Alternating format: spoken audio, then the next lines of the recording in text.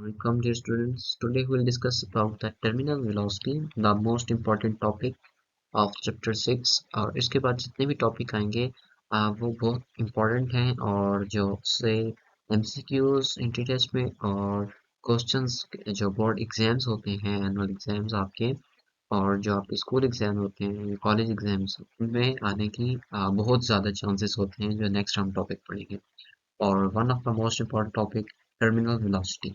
वैसे student terminal velocity होती क्या है? तो चलिए पहले इसको डिफाइन करता हूँ और फिर मैं आपको एक्सप्लेन करूंगा कि टर्मिनल वेलोसिटी क्या होती है। Constant the constant maximum the constant maximum velocity that is attained। ठीक है स्टूडेंट्स, जो हमें मिलती है एंड अब वो कांस्टेंट है तो फिर वो मेंटेन रहेगी, कांस्टेंट ही रहेगी and maintained maintained by an object by an object falling through a falling through a resistive medium। ठीक है student, falling through a resistive meaning जो ये मीडियम है इसका मीन के मीन के फ्लूइड जो है, ठीक है, अगर वो फ्लूइड में मूव कर रहा है तो हमारे पास कौन सा मीडियम होगा? वो रेजिस्टिव मीडियम मीन कि वो कोई ना कोई फोर्स एक्सर्ट करेगा उस पे क्या करेगा? कोई ना कोई फोर्स एक्सर्ट करेगा तो इस वजह से उसको क्या कह रहे हैं हम? Resistive medium card terminal velocity card VT से मैं डिनोट करता हूँ कार्ड टर्मिनल वेलोसिटी। अच्छा स्टूडेंट्स, अब देखें कि अगर आपके पास कोई बॉडी है, अभी इनिशियली रेस्ट पे थी, ठीक है, वर्टिकल मोशन की बात करूंगा सिर्फ, जो सिर्फ वर्टिकल मोशन करेगा, ओके। तो इनिशियली हमारे पास बॉडी जो थी रेस्ट पे थी तो उसकी वेलोसिटी जो थी वो हमारे पास क्या थी? जीरो। अब अगर वो मूव करती है फ्लूइड के अंदर तो देखिए अब उसकी कुछ ना कुछ वेलोसिटी होगी और क्या होगी? एक्सेलरेशन होगी। आते आते एक पॉइंट आएगा, एक टाइम आएगा, हमारे पास क्या आएगा? एक टाइम आएगा जब वो बॉडी क्या कर लेगी? वो एक कांस्टेंट मैक्सिमम वेलोसिटी अटेन करेगी और वो वेलोसिटी क्या होगी हमारे पास? Terminal velocity. स्टूडेंट्स, जब हमारी बॉडी टर्मिनल वेलोसिटी अटेन कर लेती है तो नेट एक्सेलरेशन जो होती है बॉडी पे, नेट एक्सलेशन जो है बॉडी पे वो क्या हो जाती है? वो हमारे पास जीरो हो जाती है। नेट एक्सलेशन हमारे पास क्या हो जाती है? जीरो हो जाती है बॉडी पे। तो इट्स मीन अगर हम जो हमने पढ़ा हुआ है अपने इसके लिए स्फेयर के लिए ड्रैग फोर्स का जो फार्मूला हमने ड्राइव किया था according to Stokes law, according to Stokes law, हमारे पास जो ड्रैग फोर्स थी वो किसके बराबर थी? F D is equal to 6 by theta R V. Students, तो अब देखें अगर ये जिस तरह मैंने आपके सामने ये पिक्चर्स में बताया हुआ है कि एक स्फेयर है, ये तब की बात है जिस टाइम हमारी बॉडी टर्मिनल वेलोसिटी अटेन नहीं करती। हमारी बॉडी क्या करती है? टर्मिनल वेलोसिटी अटेन नहीं करती। तो देखें इस पे ड्रैग फोर्स कम लग रही है और इसका जो वेट है वो क्या है? वो ज़्यादा है। ठीक है स्टूडेंट्स, जिस टाइम बॉडी ने टर्मिनल वेलोसिटी अटेन नहीं की, अगर देखें आपके पास कोई बॉडी है, आप उसको फॉल करवाते हैं, ठीक है, शुरू में क्या होगा कि उसकी जो हमारे पास टर्मिनल सॉरी जो वेलोसिटी होगी उसकी, वो आहिस्ता आहिस्ता क्या होगी? बढ़ रही होगी क्योंकि वहां पे क्या होगी? एक्सलेशन होगी। तो एक पॉइंट आएगा कि हमारे पास वो वेलोसिटी कांस्टेंट हो जाएगी, वो वेलोसिटी क्या हो जाएगी? कांस्टेंट हो जाएगी और उस वेलोसिटी को हम बोलेंगे टर्मिनल वेलोसिटी। और जो नेट एक्सलेशन हमारे पास बॉडी की होगी वो क्या हो जाएगी? जीरो। नेट एक्सलेशन कैसे जीरो होगी? अगर हम इक्विलिब्रियम कंडीशन लगाएं फोर्सेस में, according to first condition of equilibrium, according to first condition of equilibrium, of equilibrium. अच्छा स्टूडेंट्स, अगर हम फर्स्ट कंडीशन लगाएं इक्विलिब्रियम के इस बॉडी को देख के, जो हमारे पास सेकंड डायग्राम है जिस टाइम बॉडी ने टर्मिनल वेलोसिटी अटेन कर ली है, तो हमारे पास देखें जो ये ड्रैग फोर्स है और ये वेट है, आपस में देखें ये क्या हो गए हैं, बराबर हो गए हैं। तो इसका मतलब अगर मैं ड्रैग फोर्स को पॉजिटिव लूँ और वेट को मैं डाउनवर्ड है तो मैं वेट को नेगेटिव लेता हूँ, तो मेरे पास क्या रिलेशन बनेगा, F D minus F weight. Okay, अगर मैं इसको डब्ल्यू से रिप्रेजेंट कर दूँ तो ये ज़्यादा बेहतर रहेगा।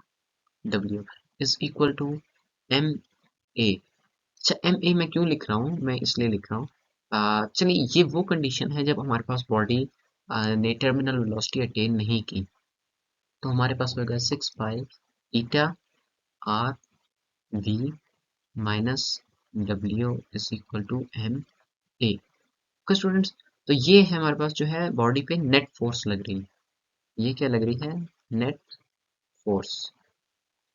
अच्छा ये जो कंडीशन मैंने बताई है ये है कि before attaining terminal velocity, before attaining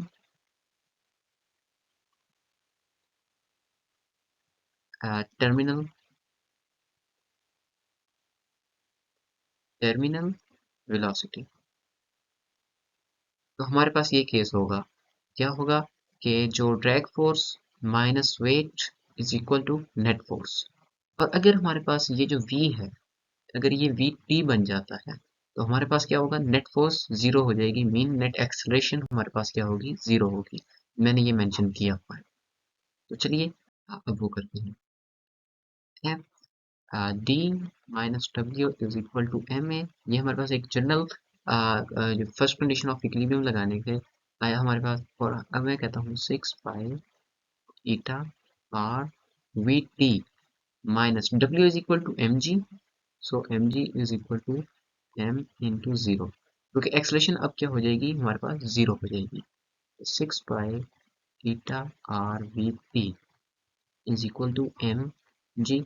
अगर ये चीज़ जीरो हो जाती है हमारे पास, तो एम जी को मैं इस तरफ ले जाऊंगा, और हमारे पास जो वी टी है यहाँ से किसके बराबर आता है, वी टी हमारे पास बराबर आता है M G divided by 6 pi eta R. तो ये हमारे पास क्या आ गई, टर्मिनल वेलोसिटी आई है for spherical object, for spherical object. ठीक है स्टूडेंट्स, अगर हमारे पास कोई और चीज़ होती तो हम ड्रैग फोर्स ये वाली इस्तेमाल नहीं कर सकते थे, टर्मिनल वेलोसिटी भी चेंज होती। सो स्टूडेंट्स, अब मैंने आपको बताया कि ये ग्राफिकल रिप्रेजेंटेशन है टर्मिनल वेलोसिटी की। अगर देखें एक ऑब्जेक्ट है आपके पास, वो फॉल करता है नीचे, अभी उसके पास वेलोसिटी है, टर्मिनल वेलोसिटी नहीं है, अभी उसकी वेलोसिटी आहिस्ता आहिस्ता क्या हो रही है, इंक्रीज हो रही है। तो आप ये ग्राफ में देखें, आहिस्ता आहिस्ता देखें, जो वेलोसिटी है वो बढ़ रही है टाइम के साथ, देखें टाइम यहाँ पे बढ़ रहा है, वेलोसिटी जो है हमारे पास बढ़ रही है। तो अब ये जो ग्रीन लाइन इन्होंने शो की है, ये शो की है टर्मिनल वेलोसिटी, मीन देखें अब यहाँ पे आके इस पॉइंट पे, इस टाइम पे, जो ये टाइम है टी, इस पे हमारे पास क्या हो गया है, टर्मिनल वेलोसिटी अटेन हो गई है। और ये अब वेलोसिटी की जो वेलोसिटी अब हमारे पास क्या हो गई, कांस्टेंट हो गई है। और आपको पता है जब वेलोसिटी कांस्टेंट होती है तो हमारे पास एक्सेलरेशन क्या होती है, जीरो होती है। ओके स्टूडेंट्स, तो चलिए अब इसको थोड़ा और सिंप्लीफाई करते हैं हम। अगर हम यहाँ पे जो हमारे पास मैस है, मैं अगर इसकी जगह डेंसिटी डालूं तो हमारे पास क्या आता है।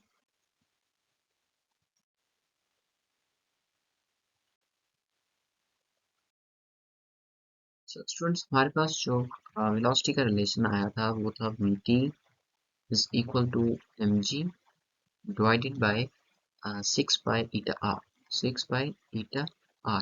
अच्छा स्टूडेंट्स, अब देखें हमारे पास आपको पता है कि जो डेंसिटी है वो हम कौन सी, यूनिफॉर्म डेंसिटी है फ्लूइड की, जो ये एजम्पशन है हमारी, ये जो डेंसिटी है वो क्या है, कांस्टेंट है। तो डेंसिटी किसके बराबर होती है, मास पर यूनिट वॉल्यूम के। और अगर हमने यहाँ से मास की वैल्यू निकालनी हो तो आ जाएगी mass is equal to density into volume. और वॉल्यूम स्टूडेंट्स कौन किस चीज़ का होगा, किस बॉडी का होगा, वॉल्यूम हमारे पास होगा स्फेयर का। वॉल्यूम हमारे पास किस चीज़ का होगा? स्फेयर का। तो वॉल्यूम ऑफ स्फेयर जो है हमारे पास ये होता है 4 पाई बाई 3 आर क्यूब।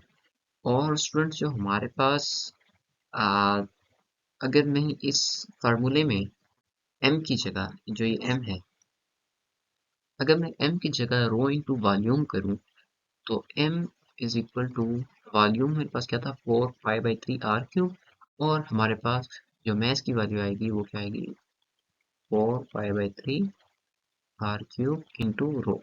यहाँ पे क्या आ जाएगा हमारे पास रो। तो अब मैं ये क्या करता हूँ, जो ये मेरे पास मैथ की वैल्यू आई है इसको मैं पुट कर देता हूँ किसमें, इसको मैं पुट करता हूँ टर्मिनल वेलोसिटी के रिलेशन में।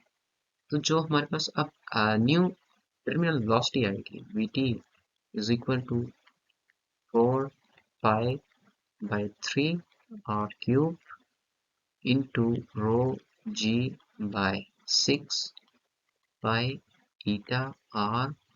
ओके स्टूडेंट्स, तो आप देखें इस चीज़ में कैंसिल क्या होंगे और मल्टीप्लाई क्या होंगे, आर आर से हो जाएगा, और 6 3 18, 4 डिवाइडेड बाई 18 हमारे पास क्या होता है, हमारे पास आ जाएगा टर्मिनल वेलोसिटी आएगी वो आ जाएगी vt is equal to 2 rho G R square divided by 9 eta, 9 eta, और ये देखें पाई और पाई से भी कैंसिल आउट हो जाएगा। टर्मिनल वेलोसिटी का जो रिलेशन आया फॉर स्फेरिकल ऑब्जेक्ट, वो हमारे पास क्या आ रहा है vt is equal to 2/9 rho G R square divided by eta. अच्छा स्टूडेंट्स, अब एक एग्जांपल है पैराश जो ट्रूपर होता है हमारे पास, इसकी दो प्रोफाइल बनेंगी। देखें एक जिस टाइम वो एयरप्लेन से जंप करता है या कहीं हिल से जंप करता है, तो अभी उसने पैराशूट ओपन नहीं किया। फर्स्ट केस क्या है, फर्स्ट केस ये देखें, उसने जो अपना पैराशूट है वो ओपन नहीं किया और उसने जंप किया। देखें ये जंप किया उसने, उसकी अब वेलोसिटी जो होगी आहिस्ता आहिस्ता बढ़ेगी बढ़ेगी बढ़ेगी, और एक टाइम आएगा, अभी उसने पैराशूट ओपन नहीं किया, उसकी क्या हो गई उसके पास टर्मिनल वेलोसिटी अटेन हो गई है। ठीक है स्टूडेंट, उसकी क्या हो गई टर्मिनल वेलोसिटी अटेन हो गई।